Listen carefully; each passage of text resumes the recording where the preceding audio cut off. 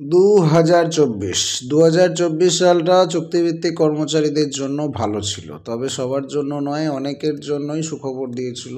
2024-এ বেতন বৃদ্ধি হয়েছিল বাজেটের আগে বিভিন্ন কর্মচারীদের, বাজেটের পরে অনেকের বেতন বেড়েছিল, আবার শেষের দিকে নভেম্বর, ডিসেম্বর, আগস্টেও কিন্তু কিছু কিছু কর্মচারীর বেতন বেড়েছিল। কারো কারো বেড়েছে টার্মিনাল বেনিফিট, কারো কারো অন্যান্য ভাতা বেড়েছে। সব মিলিয়ে 2024-এ বেতন বৃদ্ধির যে একটা সিলসিলা সেটা কিন্তু চলছিল, তবে সামান্যই বেড়েছে।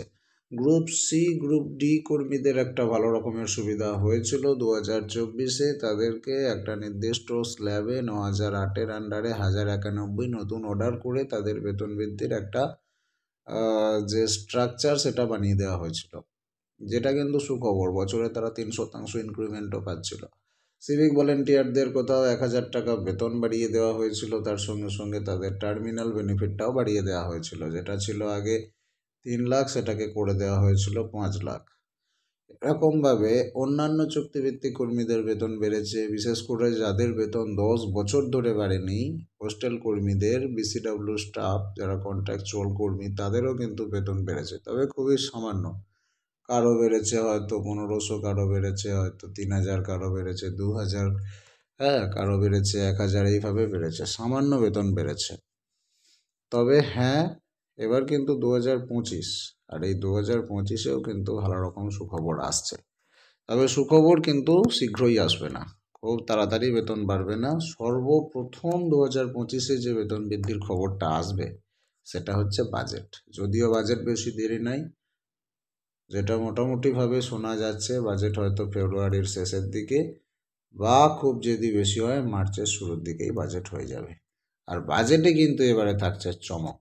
সিভিক ভলেন্টিয়ারদের বেতন কিন্তু বাজেটে বাড়ার একটা সম্ভাবনা দেখা দিচ্ছে। সম্ভাবনা মানে কি, খুব কঠিনভাবে সম্ভাবনা, 99% সম্ভাবনা রয়েছে সিভিক ভলেন্টিয়ারদের বেতন বাড়বে। এটা আমার কথা নয়, যেটা বিশেষজ্ঞ মহলের কাছ থেকে শোনা যাচ্ছে, বা মোটামুটি হাওয়া এরকমই পাওয়া যাচ্ছে। সিভিক ভলেন্টিয়ারদের বেতন কিন্তু একটা বাড়বে। আর প্রতি বছরই কিছু না কিছু হয়ে থাকে, বাজেটে সিভিক ভলেন্টিয়ারের নাম উল্লেখ থেকে থাকে। এর পেছনে বেশ কয়েকটা কারণ আছে। সিভিক ভলেন্টিয়াররা যে পরিমাণ কাজ করছে, তাতে তাদের এই বেতনটা খুবই একটা লজ্জাকর পরিস্থিতিতে রয়েছে। কারণ এমনটাই এখন পরিস্থিতি যে বেশ কিছু থানা শুধু সিভিক ভলেন্টিয়ার দিয়েই চলছে। মানে এমন কোনো থানা নেই যেখানে সিভিক ভলেন্টিয়ারের উপর নির্ভরশীলতা নেই। সুতরাং তাদেরকে একটু বেতন দিতেই হবে, এটা একটা বড় ব্যাপার। তারপর যেটা শুনতে খারাপ লাগলেও সত্যি, রাজ্য সরকারের কাছে সিভিক ভলেন্টিয়ার একটা অন্যতম বড় অ্যাসেট। সিভিক ভলেন্টিয়ারের সংখ্যা 1.5 লক্ষের কাছাকাছি। তাদের যদি বাজেটে কিছু না কিছু করা হয়, তাহলে ভোট ব্যাংকের ওপর একটা ছাপ পড়তে পারে। সুতরাং এখানে একটা হাইলাইট হেডলাইন বার করতে গেলে সিভিক ভলেন্টিয়ারদের জন্য কিছু করতে হবে, সেটার উপরও একটা ব্যাপার থাকে। ঠিক আছে, আর সিভিক ভলেন্টিয়ারদের একটা দাবি দেওয়া, অন্যান্য ব্যাপারগুলো, যদি রাস্তায় নেমে পড়ে 1.5 লক্ষ লোক, কী হবে? বেতন বৃদ্ধির দাবি করে যদি আন্দোলন শুরু করে দেয় কী হবে? এই ব্যাপারটা থাকে। সিভিক ভলেন্টিয়ারদের একটা বেতন বাড়ার সম্ভাবনা রয়েছে। আর বাজেটে চুক্তিভিত্তিক কর্মচারীদেরও যে কিছু হবে এটা বলাই বাহুল্য, এটাও 99% সম্ভাবনা। চুক্তিভিত্তিক কর্মচারীদের বাজেটে বেতন বৃদ্ধি হবে বা হতে চলেছে আশা করা যায়, এটা বিশেষজ্ঞ মহলের দাবি।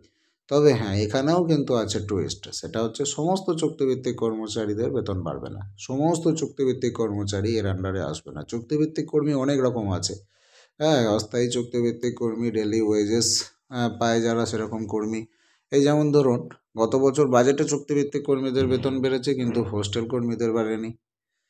পিসিডাব্লিউ যারা কন্ট্রাকচুয়াল কর্মী স্টাফ আছেন তাদের বাড়েনি, বা আরও অনেক এরকম শ্রেণী আছে যাদের কিন্তু বেতন বাড়ে।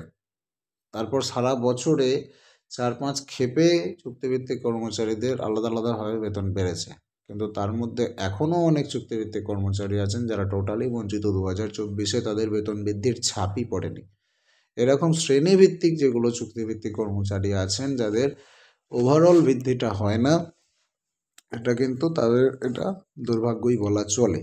সেই সমস্ত চুক্তিভিত্তিক কর্মচারীদের যে বেতন বাড়বে সেটা বলা যায় না।